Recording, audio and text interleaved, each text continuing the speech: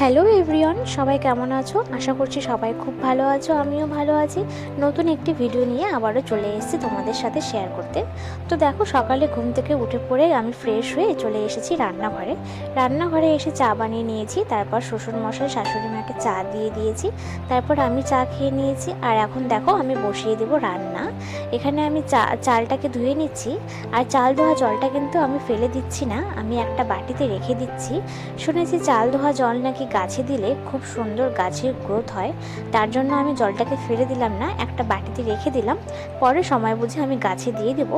আর আমার বারান্দায় কিন্তু প্রচুর গাছ আছে, অন্য কোনো ভিডিওতে দেখাবো। আর এখানে দেখো জলটা গরম হয়ে গেছে, আমি চালটা ছেড়ে দিচ্ছি। আমাদের মেয়েদের জীবনটা কি হয় বিয়ের পর, সংসারের কাজকর্ম সামলাতে সামলাতেই সারাদিনটা পার হয়ে যায়। আর তারপর যদি হয়ে যায় একটা বাচ্চা, তাহলে তো আর কোনো কথা নেই। সংসারের কাজকর্ম সামলে, বাচ্চা সামলে সত্যি নিজের জন্য সময় বের করা খুব চাপের হয়ে যায়। আগে সবার মুখে শুনতাম, যারা মা বা যারা মা হয়েছে সবাই বলতো এই এই কথাগুলো। আর এখন আমি নিজে মা হওয়ার পর মানে ফিল করছি নিজে ভেতর থেকে যে সত্যি বাচ্চা হওয়ার পর সংসার সামলে, বাচ্চা সামলে, তখন আর সত্যি নিজের জন্য আর 5 মিনিট কেন 1 মিনিট সময় বের করতেও আর ইচ্ছে হয় না। তখন মনে হয় যদি 5 মিনিট সময়, যে সময়টা আমি আমার জন্য বের করব, আমাকে প্যাম্পার করব, তো সেটা আমি আমার বাচ্চার ক্ষেত্রে প্রয়োগ করতে চাই। তো এমনটাই হয়েছে। তো তারপর দেখো, এই যে আমি এখন ঢ্যাঁড়সটা কেটে নিয়েছিলাম আগেই, আর এখন আমি ঢ্যাঁড়সটা ভেজে নিচ্ছি।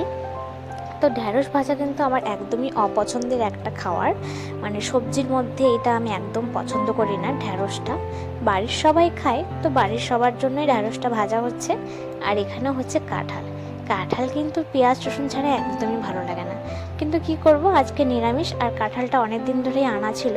তো ভাবলাম আজকে নিরামিষ, যখন নিরামিষটাই করে নিই।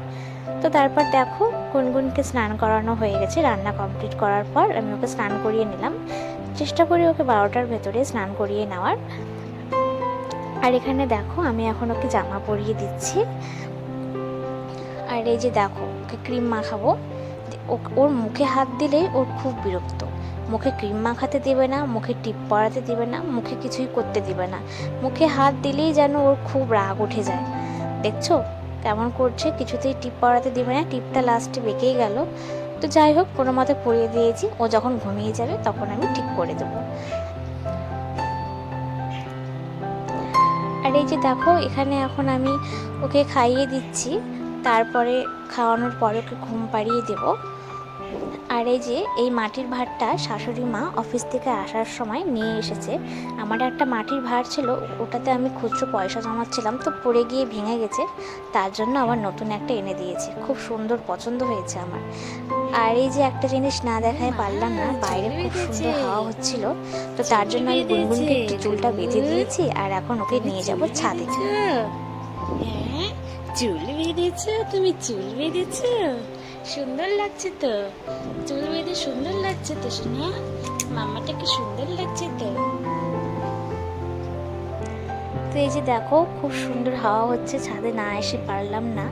তো যাই হোক, আজকের ভিডিওটা এখানেই শেষ করছি। ভালো লাগলে সবাই অবশ্যই পাশে থেকো, আর চ্যানেলটা সাবস্ক্রাইব করো নতুন নতুন ভিডিও দেখার জন্য। তা আজকের মতো এখানেই, টাটা। দেখা হবে পরের কোনো নেক্সট ভিডিওতে। ততক্ষণে সবাই সুস্থ থেকো আর ভালো থেকো।